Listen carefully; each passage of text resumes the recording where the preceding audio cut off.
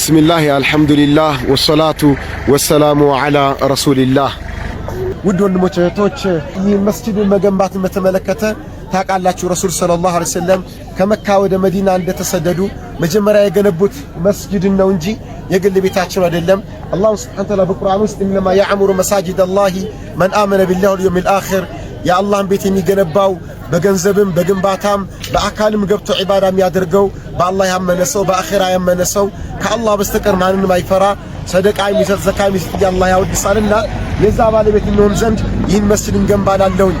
አላሁ አክበር አላሁ አክበር ላ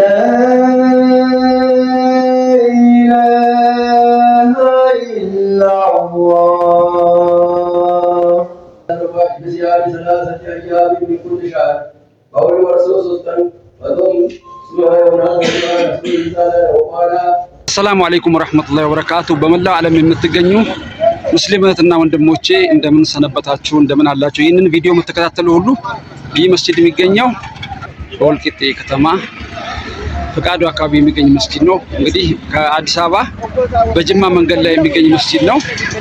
እጅግ በጣም በጅማ መስመር ላይ የሚገኝ መስጂድ ነው። እጅግ በጣም ብዙ ጀማዎች አሉት መስጂዱ። እንግዲህ በጣም ብዙ ነገሮች ያስፈልጉታል ማለት ነው።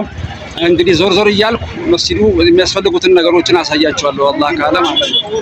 ያው እንግዲህ በመንገድ ዳር ነው ያለው። ከአዲስ አበባ ወደ ጅማ የሚወስደው መንገድ ላይ ያለ መስጂድ ነው። እንግዲህ ብዙ ጀማዓዎች ያሉት መስጂድ ነው። እንደምታዩ መስጂዱ ሰፊ ግቢ ነው ያለው። እንግዲህ በርካታ ነገሮች ያስፈልጉታል። ዞር ዞር እያልኩ አሳያችኋለሁ ማለት ነው። ምንም የተሟላ ነገር የለውም። እዚህ በጣም ብዙ ሰፊ ጀማ ያለው መስጂድ ነው።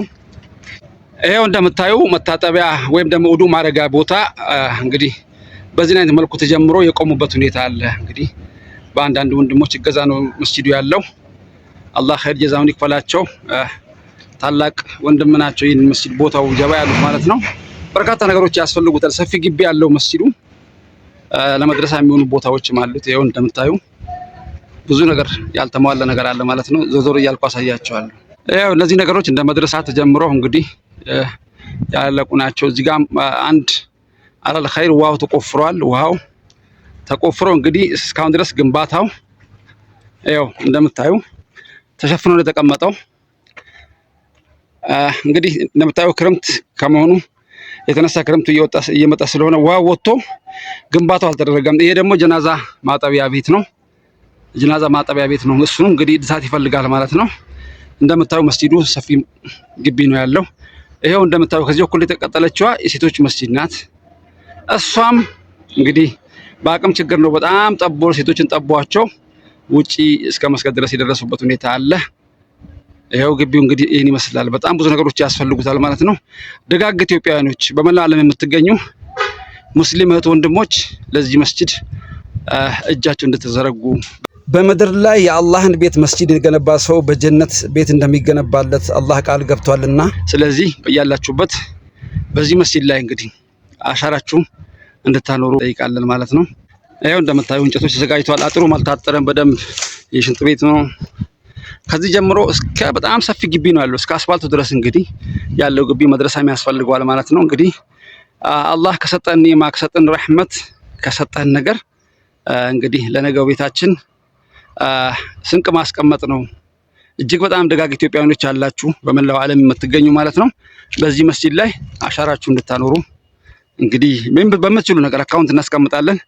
በተቀመጠው አካውንት የሴቶችን መስጊድ መገንባት የሚችል አጥሩ ማሳጠር የሚችል የውዱ ቦታ ማስደረግ ውዱ ቦታ እንግዲህ ማሰራት የሚችል ካለ ውሃው የተቆፈረው ውሃ ደግሞ እንዳይበላሽ ውሃውን ማስገንባት የሚችል ሰው ካለ የጀናዛ ቤቱን ማደስ የሚችል ሰው ካለ በዚህ በኩል ደግሞ መድረሳው እንደዚህ ማስቀጠል የሚችል ሰው ካለ እንግዲህ የቻለው ነገር ሁሉ በቻለው አቅም አላህ ከሰጠው ረህመት የቻለውን ነገር እንዲያደርግ ነው።